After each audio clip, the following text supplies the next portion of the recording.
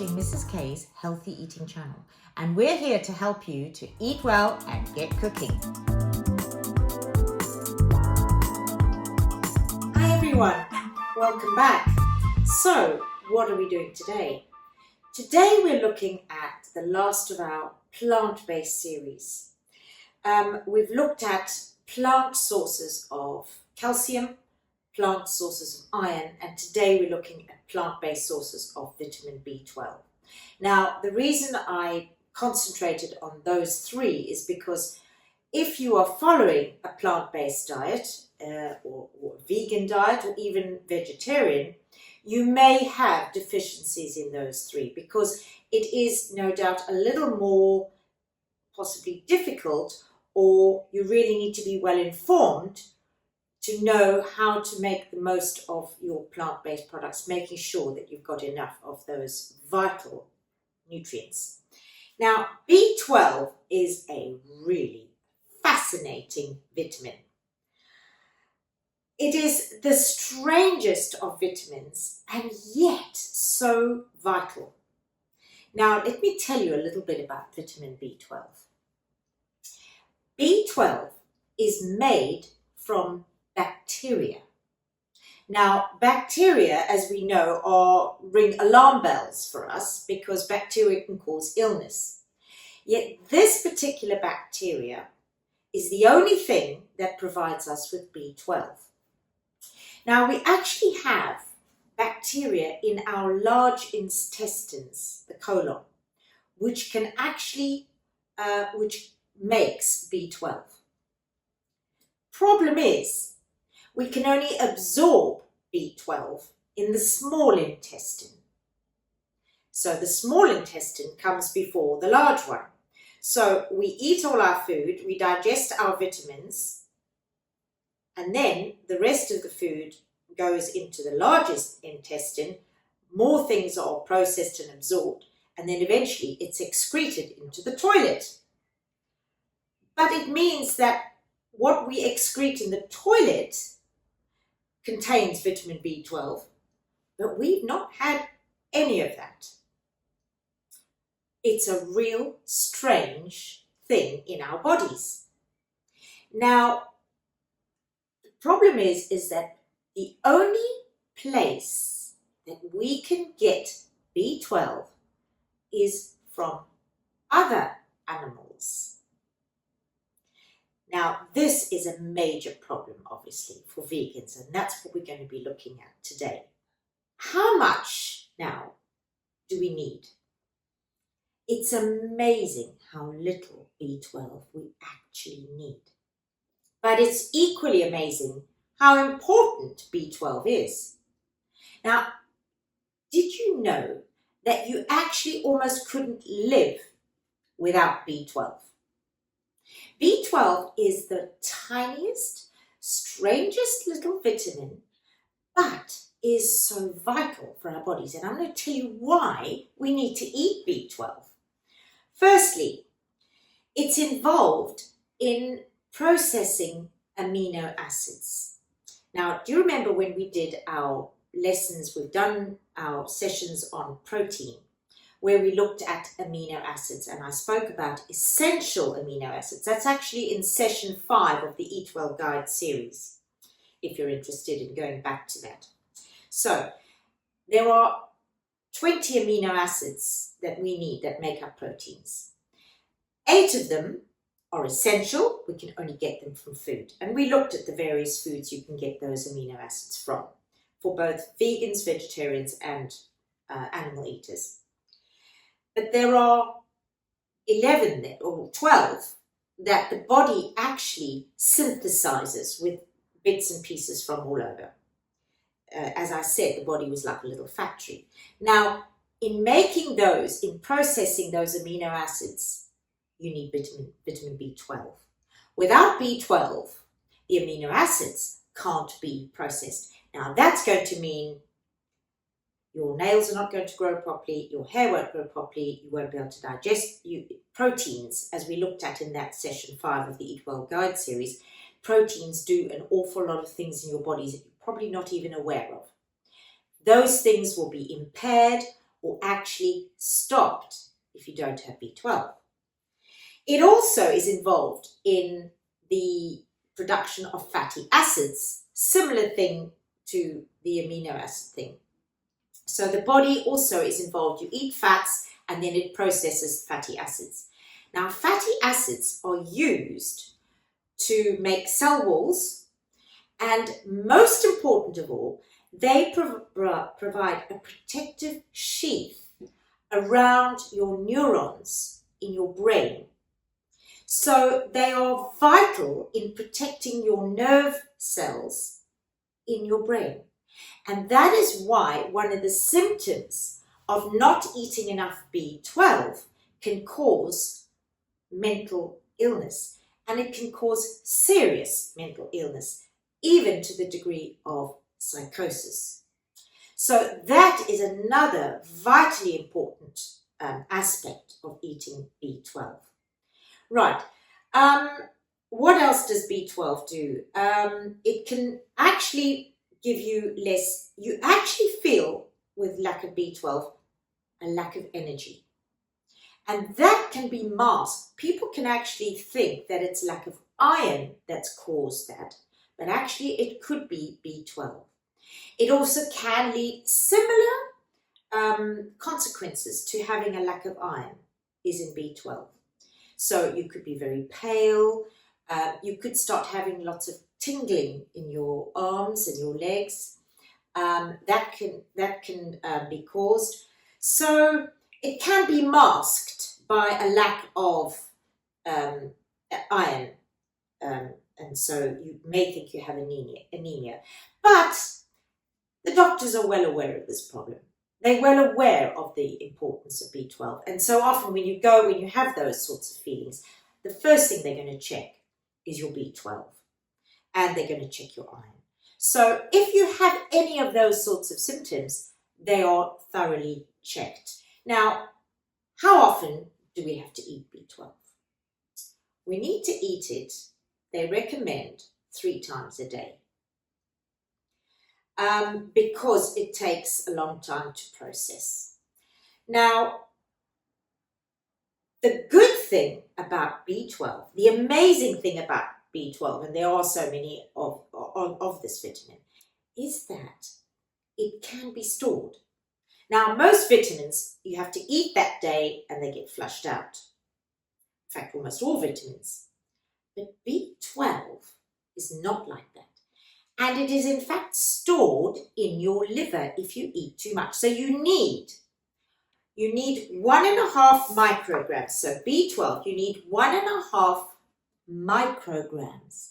Now, that is so little. If you think about the iron we did last time, iron for a woman, you need 15 micrograms.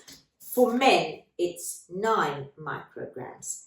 This B12, which has such vital functions in your body, only needs 1.5. However, because it is difficult for the body to absorb, they reckon you should aim for 3 micrograms a day to ensure that you've got the 1.5. Now, you don't have to necessarily eat this every day because it is stored in the liver. And do you know that it is stored in the liver for up to 4 years? So you might think, oh, well, what have I got to worry about? But it is such a vital vitamin that if you don't keep replenishing those stores, you're going to be in trouble. You are using at least 1.5 a day. Anything that you eat over that gets stored. So it's not that easy if you're a vegan, especially, to eat 1.5 a day. Well, we're going to have a look at that in a minute. Perhaps you will find it easy to eat 1.5 a day. But just remember that unfortunately the stores do run out. And we know that from the various illnesses and consequences that we've seen with people. The doctors will tell you that people do run out. And the problem with B12 is the biggest people at risk are obviously vegans and those who are breastfeeding mums who are feeding their babies. The babies are then deficient in B12, so they haven't even got any stores to go on if they're not getting any from their mum's breast milk. So that's a very vulnerable set of people.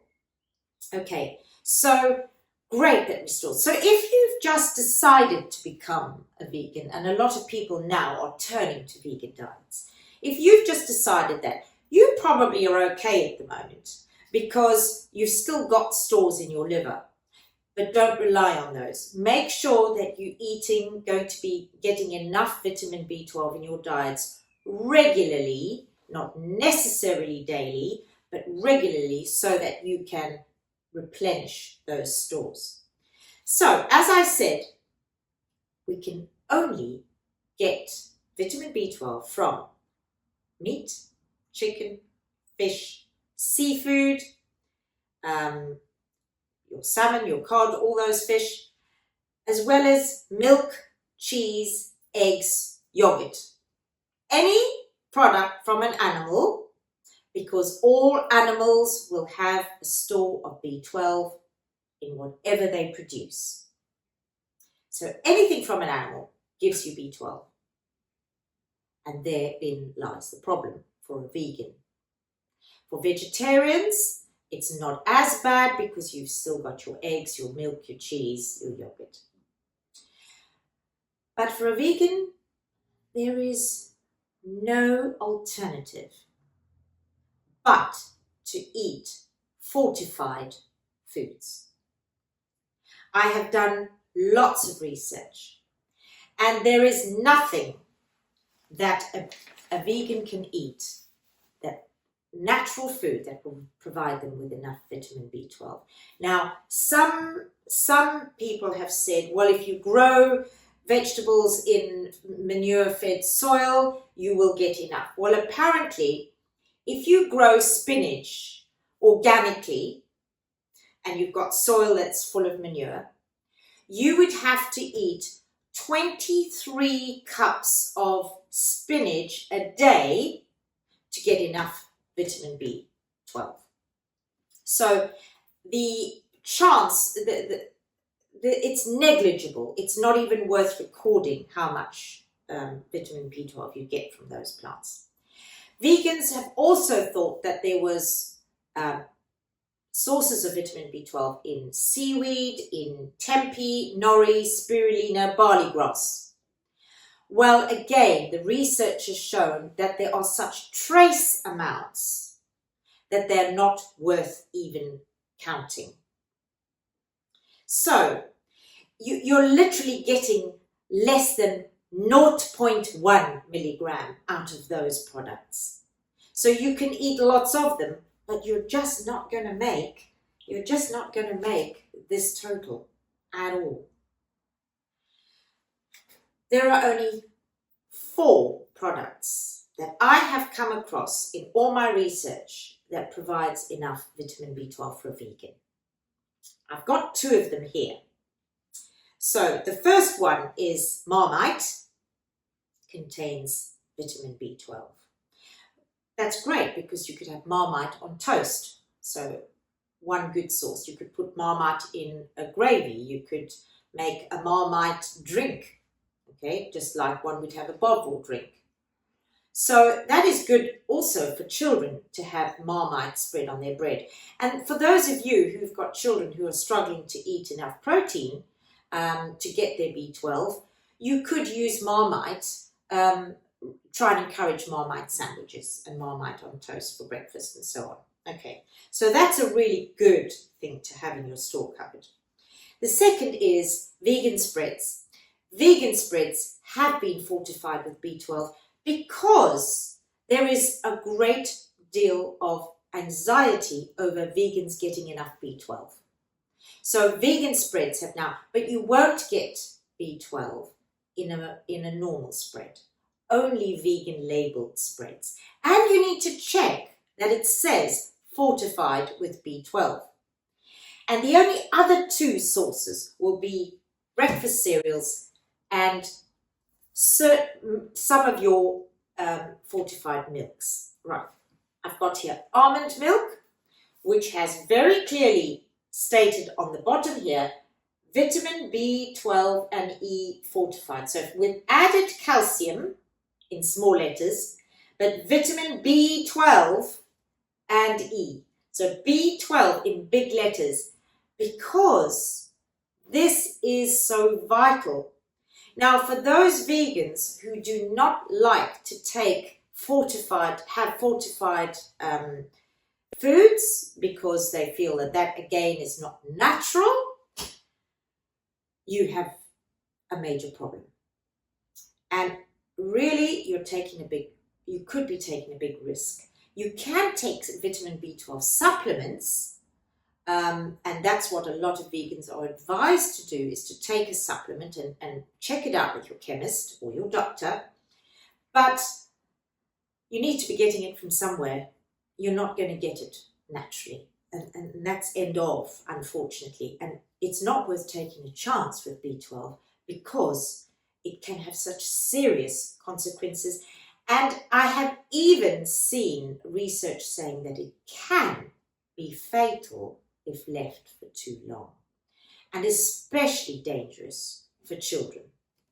Okay, so now if you have a cup of this drink, you're going to get, so it's about 200 mils, you're going to be getting 0.76 micrograms of vitamin B12. Now, your daily target is 1.5, so that's quite a lot. That's half of it. So half your B12 for that day would be in 1 cup of this. Now, you could have this, and I'm sure you would be, with your breakfast perhaps. You could use this milk to make pancakes, you could make scones, you could make a white sauce for a vegetable dish.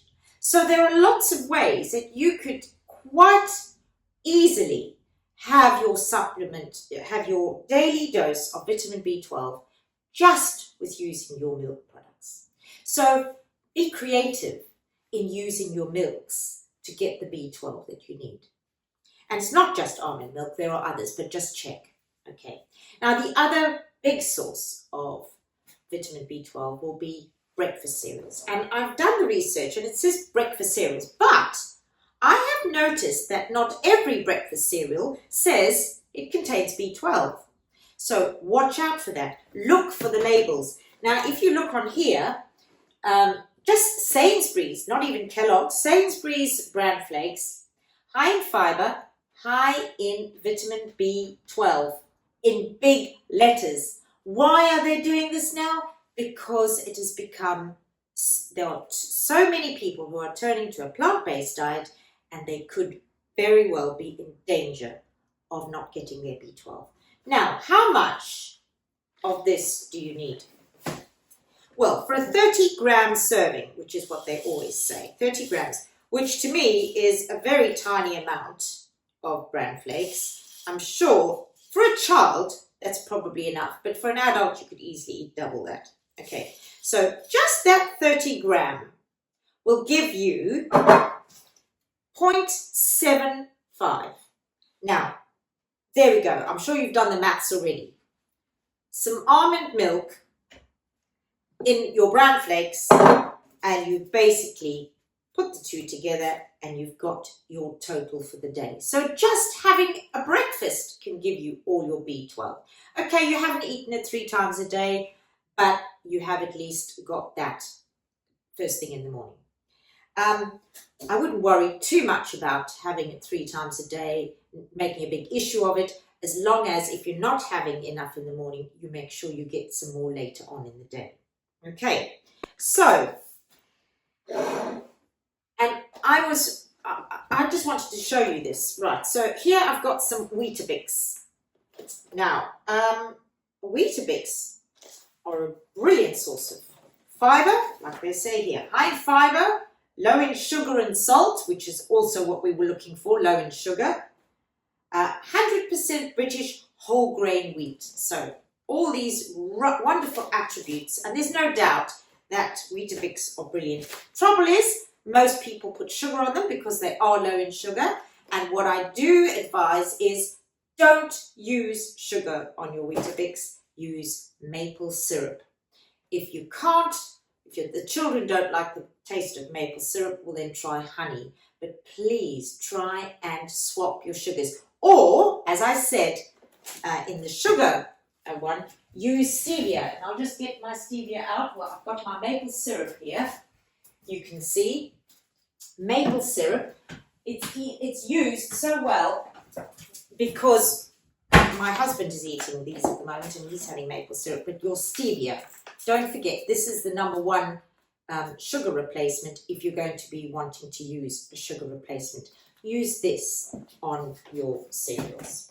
Okay, so I just wanted to show you that on the back here, it says, gives you all the things that have been added, vitamins and iron, right? Always look at your labels. It gives you a whole list of things of vitamin B, B1, B2, niacin, folic acid, iron, no B12. Be aware. That hasn't got B12.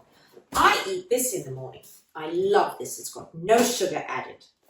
And it's full of seeds and oats and almonds and all the great things I like to eat. But no B12. Okay, so be careful. Not all breakfast cereals have got B12, so read the labels. Okay, now, is there anything else I need to say on this issue? I don't think so. So, I hope that's been informative. I hope that you will be encouraged and inspired to maybe even do some more research on this product because it is quite a fascinating vitamin.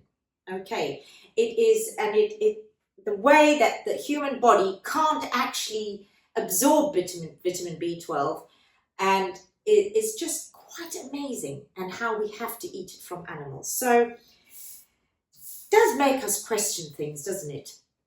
Okay, what we're going to do is for our practical today, I thought, right, well, I can't make something, a natural food that's high in vitamin B12, so I'm going to make something using the milk. And there were various options. I could have done pancakes, and I always also thought of doing a white sauce with some vegetables, but I thought, actually, I don't often do baking on these sessions, and I've got a wonderful vegan lemon cake recipe that uses 300 mils of this. Now, obviously, the 300 mils is over the whole cake, but it's an extra bit of B12 during your day. So at tea time, having a piece of lemon cake, you know that you're going to get some vitamin B12 when you're eating that cake. So that's what we're going to be doing today. So I hope you'll join me for the practical session. The cake is not just for vegans. It is, so if you've got no eggs, it's an ideal thing to make. If you've run out of eggs and you want to make a cake, it is absolutely delicious. And I've got friends who are not vegans at all who absolutely love this cake. It's so lemony. And I'm going to be using all, as far as I can, natural ingredients. So do follow it with me. That's the end of our plant-based series. Although there is still an issue with protein, I did cover the protein issue in the Eat Well Guide series on session 5. So if you missed that, please go back and watch that, talking about the different types of proteins, what we need and where we get them from. Otherwise, I hope you've enjoyed the series, and I hope that you'll subscribe to the channel as we keep going with learning about food and vitamins and minerals. I'm going to be doing a new session on vitamins, certainly vitamin C, because there's so much more to learn. So I do hope you'll subscribe, tell your friends, press the little bell and the thumbs up button, and I'll see you again in a minute for our